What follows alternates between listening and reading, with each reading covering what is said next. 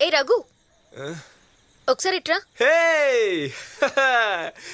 హే వస్తాం గురు. Happy birthday to you, happy birthday Shalini. ఏంటి నీ ప్రాబ్లం? ఎందుకు ఇలా తాగుతున్నా? My life full damage. Raghuvaran failure. ఏమైంది? మా అమ్మ ఒక్కటిచ్చింది పెళ్ళుమని. నా తప్పే లేదు. అమ్మ, నాన్న, ఓ తమ్ముడు, ముగ్గురు కలిసి నన్ను వెలేశారు. ఎందుకు ఇలా మాట్లాడుతున్నా? అమ్మ కొట్టింది అంతేగా. అమ్మ లేని వాళ్ళని అడుగు, అమ్మ చెంపదెబ్బలో ఎంత ప్రేమ ఉంటుందో చెప్తారు. Wow, what a dialogue. ఏం చెప్పావు. మా ఇంట్లో నువ్వు ఉంటే తెలిసేది. ప్రతి దానికి కంపారిజన్.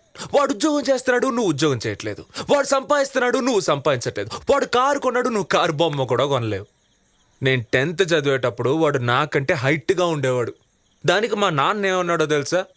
వాడిని చూడు పద్ధతిగా తిని ఎలా హైట్ అవుతున్నాడో, నువ్వు ఉన్న వేస్ట్ అని. వాడు తాటి చెట్ల పెరుగుతూ పోతే దానికి నేనేం చేయను? నీ మీదున్న ఇష్టంతోనే అలా అన్నుంటారు. అయ్యో, చెప్పలేనంత ఇష్టం.